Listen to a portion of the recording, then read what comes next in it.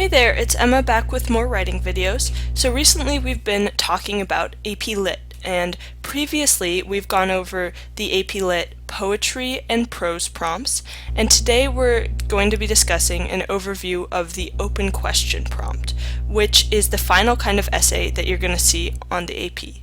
And in the open question, you're going to be asked to write an essay on literature that you've previously read, and then connect it to the task discussed in the prompt. Like every other essay that we've talked about, the prompt is going to be the first thing that we look at. And in a prompt for the open question essay, it's going to give you an introductory section with a quote or some background information. Then it's going to give you specific criteria for the material that you're going to discuss. And then finally, it will provide you with a task. To give you some more concrete examples of this, I've provided 3 examples from recent years. And in red, I've typed the introductory information. In blue, I've put the criteria, and in purple, I've marked the task. And if you want to pause this and take a look at these prompts, or you can also find them online, that can be helpful to just read over them and see the kind of things that prompts are going to ask you for. Something to remember as you go through the prompts is that you want to annotate it as you write. You want to recognize the task and then start thinking about which books you might want to use. The second part of an open question prompt is going to be the list of works. And so underneath the task, the AP will provide students with a list of literary works that could be used to address the prompt. And here I have an example of one of those lists.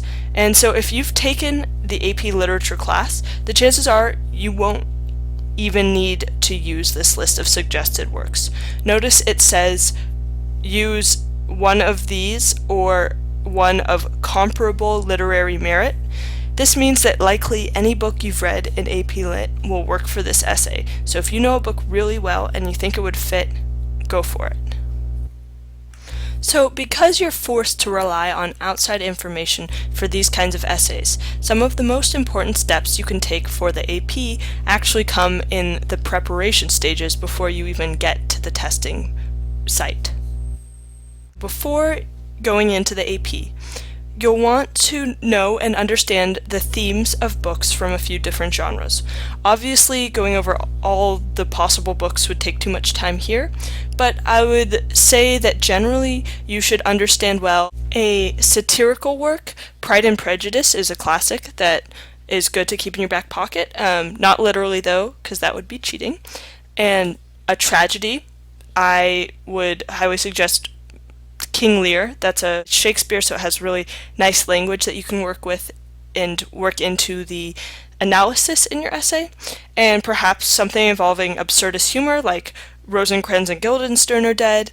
And often you'll see books that deal with themes of internal struggle and identity, and I would want to know one of those books well, as prompts often demand analysis that ties to the meaning that relates to these themes. One book that seems to cover a lot of the material on the prompts is Invisible Man by Ralph Ellison.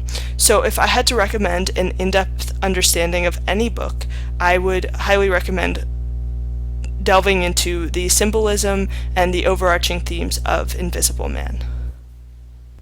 Now let's go over some pointers for when you're actually taking the AP. So the first thing is to plan.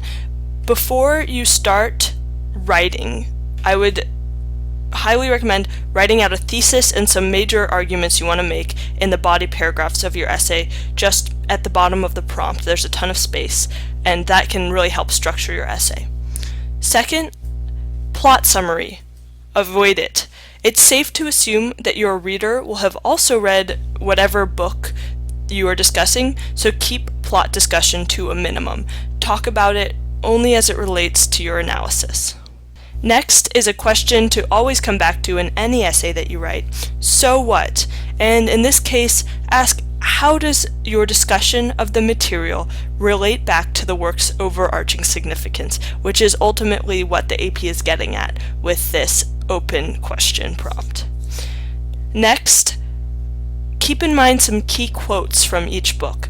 Incorporating quotes greatly strengthens your essay and demonstrates that you've read closely and have a deep understanding of the book, even if you don't.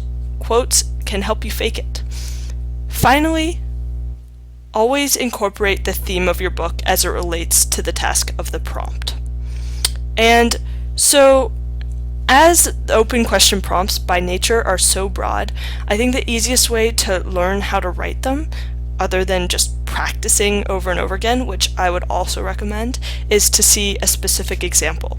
So check out my next video and we're going to go over one of the actual prompts from the AP. I hope this was a helpful general overview, and thanks for watching.